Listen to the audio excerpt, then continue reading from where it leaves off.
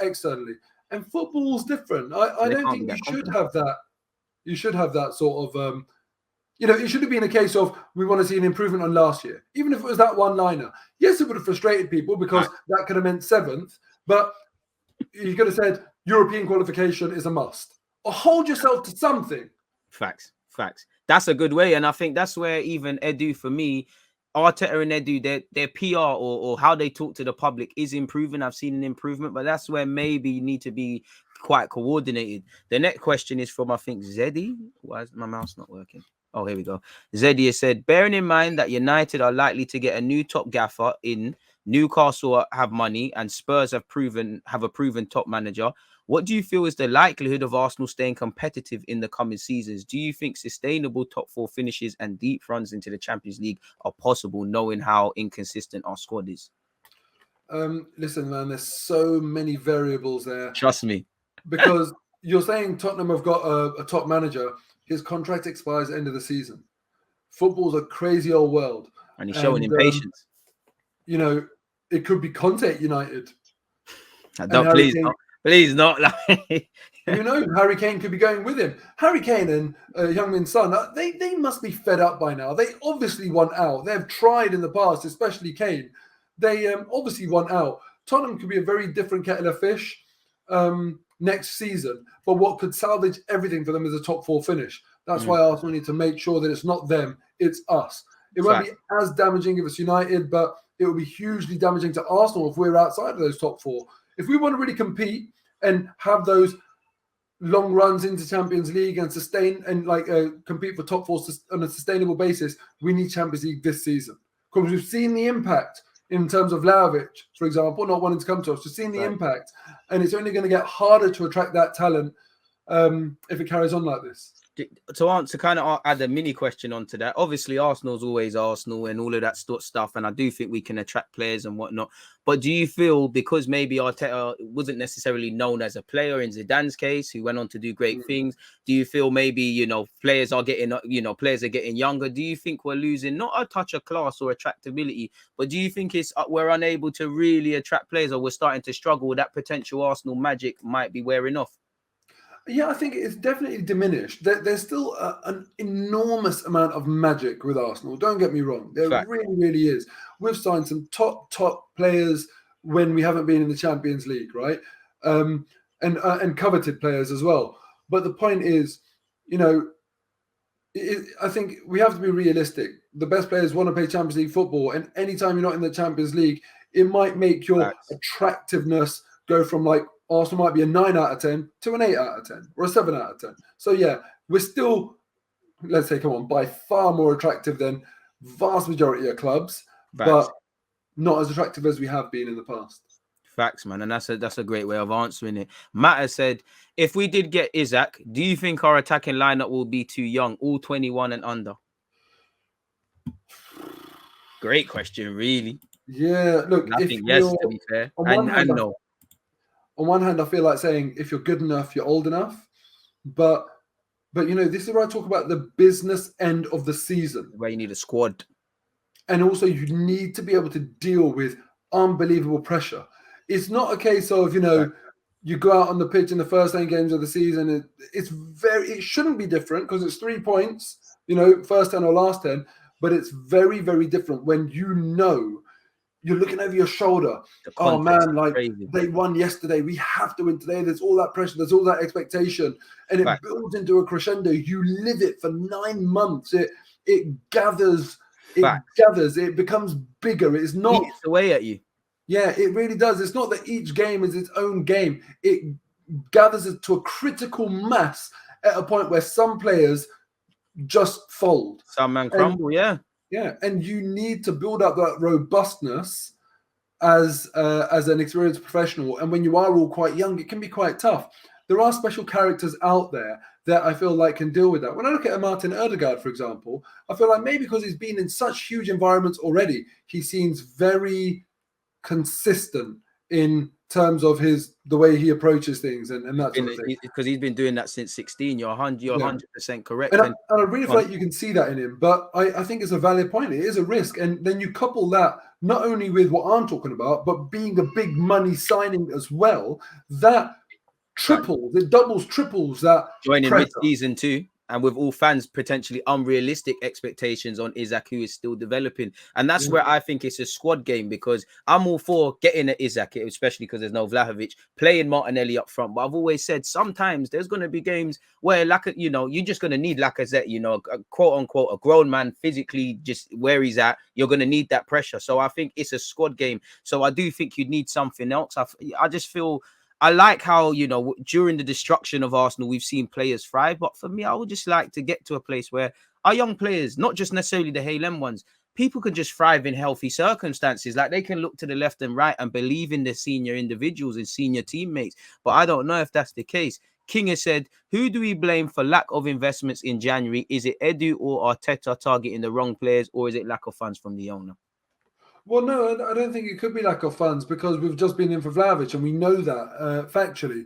So I think it's got to be on Edu and Arteta at the moment. But as I say, we don't need to blame anyone yet. I feel like they'll get it done. And you said it there, man. It's like I've always said, until the end of the window, I'll shut my mouth, because there's a lot of noise. Fundamentally, the facts are you'd have to bring someone in or not, and I can judge accordingly. By all means, we can have frustration. We can judge the rate of what we've brought in players. We can judge why other players are going to other teams and we're not. But yeah, Mo's took it away. Another question. Saka looks like he's burning out. Why don't we give Pepe a chance? He's got 2 goals and 1 assist in AFCON, and he will be playing later today. Yeah, look, the Pepe one's a very interesting one. And in terms of Saka burning out, we saw Burnley. It was literally just Saka Martinelli. And, we seem to be burdening them with the responsibility. They can't have bad games. They can't have bad games. They have bad games. We don't get 3 points. And that's so unhealthy for a developing team. And that's exactly. And that's where, for me, when I start, like you said earlier, we had a good window last year and things. When I look beneath the hood, and I still think, as good as it was, there's not the players for the present. A bit like you mentioned with United, not too many players want to be there. When you go through our experienced players, there's something, whether it's something on the field, something off the field, or just whatever. There's something, Partey, Aubameyang, Lacazette, Xhaka. There's just something, and that's gonna halt your progress. These are the players that are here for the present. You kind of said it, how Champions League can set you up. How they impact us now helps us set up for the future, to where you might be able to get these Isaks and these higher class young players to tie in with ours. And that's what upsets me, is because we can't afford to mess about with our experienced players. And it seems like they're giving us crazy problems, or how we're using them, which is crazy. But I would bring in Pepe. You're going to have, like you said, it's business, and you're going to have to use the whole squad, really. Yeah, absolutely. Look, Pepe needs to come in. Mikel Arteta has exiled enough players to not play the players who he's not on bad terms with. Literally, we ain't going to have enough players left if we carry on like this, bro. Exactly. Look, Pepe, he plays tonight, Ivory Coast versus Egypt in the African Nations Cup. And I want him to have a fantastic game. He's done all right so far. A couple of goals, a couple of assists, I think. Yeah. He needs to get some confidence back in his game and come to Arsenal enjoying his football again. I was really hoping that's what would happen with Aubameyang as well, that he'd go and enjoy his football. Obviously, the way that's turned out has been a bit unfortunate. But Pepe absolutely needs to come back in and take some of the pressure off Saka, because it's not fair on him. It's not good for him, as you said, DG, in terms of his development. Do you think Saka's potentially going to suffer from burnout? We say it all the time, because we are over-relying on this young man. He may well. I don't think that's unrealistic. But you see, the problem is he may suffer from burnout, but Arsenal fans won't detect that burnout. Will detect a drop in form. And then happening now, yeah. Yeah, and then to compound the difficulty of Saka dealing with burnout, he'll also have that compounded problem of Arsenal fans getting on his back because he hasn't got enough end product and this and that and the other. Facts. So that's a really dangerous situation. You said it there, man, and that's what goes back to what we said earlier about, for me, I like that we rely on our young players. I like that they're stepping up, but it's unrealistic to expect them to score. Like Smith Rowe and Saka, I expect them to get close to 10 goals, 10 assists this season because they're doing all right. But that will be the first year they've done it, and they're still trying to add that to their game. So really, if you look at it, we haven't really got anyone in the squad who has a chance of playing, excluding Aubameyang, who I could say is a goal scorer. Next couple of questions, you've got asked. Well, you've already answered. Can Arsenal get top 4? Yoni has said, how much longer before Newcastle catch up to and potentially surpass us?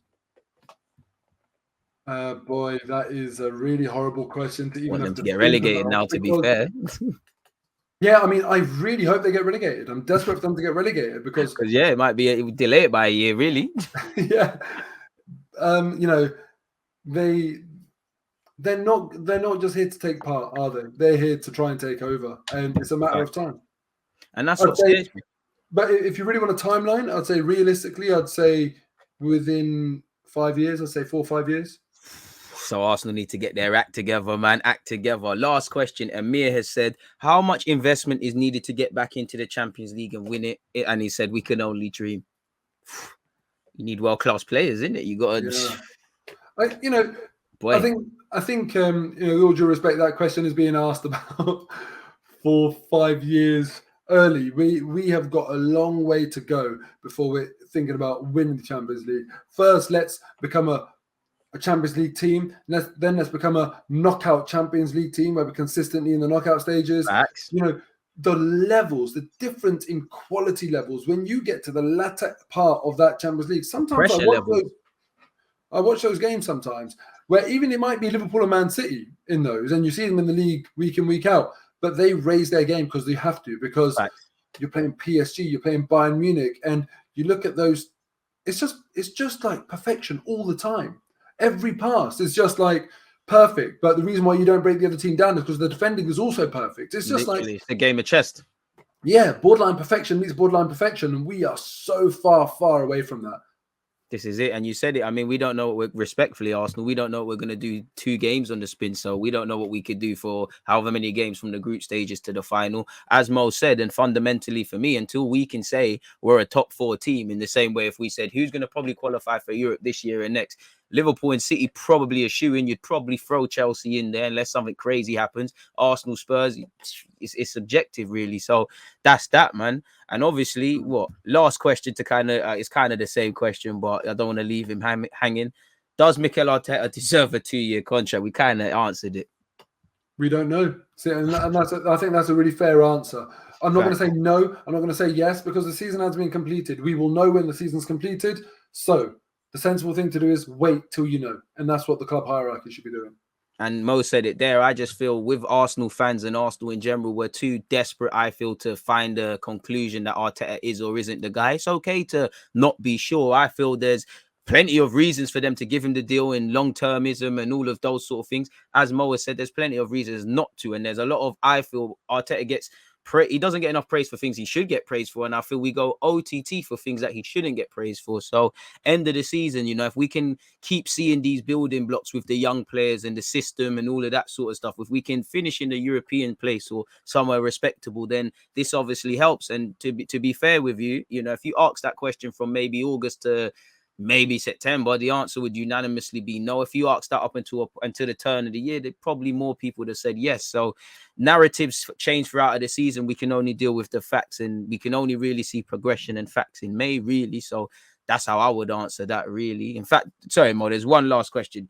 If you could, who would you sign as a striker now that Vlahovic is out the question? Isak, for potential. I think he has got incredible potential. He hasn't had the best seasons, he hasn't been clinical, he hasn't converted, his minutes into loads of goals, which is a criticism. But then I think like Calvert-Lewin, in terms of very athletic, gives us something very different to what we've currently got in the team, and also Premier League experience. But I think on balance, I'd say Isak. Yeah, I would say the same thing. I would like us to have a look at Karim Adeyemi. It looks like he's going Dortmund. I do like Darwin Núñez at Benfica, but I mean, you've seen no reports, so maybe the club have looked at him. He's just not that guy, really and truly. I mean, whether we can get, whether it's these guys or Dominic Calvert-Lewin or any of them in January is notoriously tough. So we'll have to see, this time next week if we're able to do stuff and how Arsenal's looking from now to the end of the season. Yeah, I mean, I was really focusing on the main rumours rather than going to the wider market. But Yeah. even if we do look at the wider market, I'd happily sort of bide our time and get a stopgap in this case in terms of like a Luka Jovic loan. That could be decent. I'd happily do that as I'd well. take that. We need someone there. We just need someone there. But the move that you make on your striker and you pay the big money, that has got to be perfect. It's got to be right, man. Yeah, and Arteta's got to believe in that player so that he actually does get played, and we have the system around him that suits him. So even if we do something short term, fine, just do something. You said it there, and again, I think when we shelled out big money with Lacazette for 52 million, we've been kind of down the negative road. The same goes for Pepe. So we every signing carries a risk, but we need to get it right. So what would you rather, a centre mid or a striker? You could only bring in one in Jan. I had to, man. They're both of equal importance, and it comes down to personal preference. Because the last two games, mainly off the Burnley game, I'm more open to saying a striker, but I still probably lean towards midfield. So I don't know. I historically had said midfielder, but now I have to admit, because it looks like Aubameyang is just his done and Lacazette is misfiring, and we've scored 1 goal in 5 games in 2022. Yeah. And when Lacazette has had the chances, he's just not clinical. We just know that about him now. And now I would say a striker. Yeah, man, that's me. I mean, a serious club brings in both, like the summer where we was debating Partey or a number 8, but we'll have to see. What content have you got to come today, this week, whenever, Mo? Do you know what? I haven't actually got any plans right now. Oh, no 5 at 5 this week. Well, no, that's done. That all got released the day after the Burnley game, but now we've got a break until the 17th. I think what I will do is on transfer deadline day, probably do a stream and see who I can bring on to, analyze what we have or haven't done and get some predictions in for what we think Arsenal are going to do for the rest of the season based on the activity that we haven't done. So look out for that if I can arrange that. Other than that, I'm just enjoying my break away from football for a while because 2022 hasn't been kind. We're going to be deep into mid-February by the time we even get the chance to say we've won a game in the new year. Oh man, this was a good stream. But now on that note, I'm thinking I'm starting to really deep the severity of our situation. But yeah, people, by the time this is on YouTube, again, Mo's YouTube channel will be in the description. Make sure you're going and following him. I'll drop a link into the comments for the Twitch gang in a second. I'm going to be doing a watch along for the African Cup of Nations game between Ivory Coast and Algeria. And like Mo said, go and check out his old content or just catch him when he brings out a new vid. Like he said, keep an eye on his channel on deadline day. There might be something. But Mo, it's been a pleasure in this hour or so with you. We've spoken about everything in relation to Arsenal. Appreciative to everyone who's asked questions, offered their time to listen and supporting both of us, man. But Mo, I'm going to let you go, man. I'm going to let everyone get out of here. You lot, take care. Stay blessed. We're out, man. It is what it is. Peace. Always use that active red light. Defenders